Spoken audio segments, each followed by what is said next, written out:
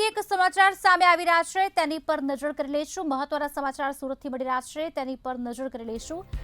Divorcee પ્રેમિકાની દીકરી પર પ્રેમીએ નજર બગાડી। 11 વર્ષની દીકરી સાથે આરોપીએ શારીરિક અડપલા કર્યા। આપને જણાવી દઈએ, આરોપીએ અગાઉ પણ બાળકી સાથે રસોડામાં અડપલા કર્યા હતા। આ અંગે વિગત આપશે અમારા સંવાદદાતા રાબિયા સાલે ફોન લાઈન પર જોડાયા છે। રાબિયા, શું છે સમગ્ર વિગત?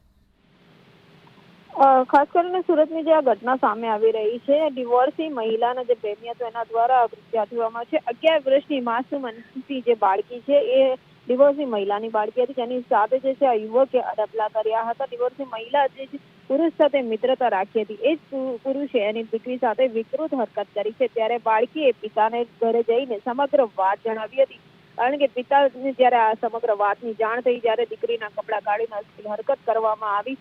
આ સમગ્ર મામલે પિતાએ ગોધાદરા પોલીસ સ્ટેશનમાં ફરિયાદ નોંધાવી અને આરોપી 26 વર્ષે ગણેશ પોપટ ઠાકરની સમગ્ર હકીકત જાણીને ફરિયાદ નોંધી તેની ધરપકડ કરી હતી। માસૂમના કપડાં ઉતારીને તેની સાથે અડપલા કર્યા હતા, જેને લઈ બાળકી ઝટકાઈ ગઈ હતી અને તે તેના પિતા પાસે દોડી ગઈ હતી। ત્યારે માસૂમ બાળકીની લાજ લેવાની આ યુવાને કોશિશ કરી હતી, ત્યારે સુરતની ગોધાદરા પોલીસે આરોપીની ધરપકડ કરીને વધુ તપાસ જે છે હાથ ધરી છે। આભાર રાબિયા, સમગ્ર માહિતી આપવા બદલ।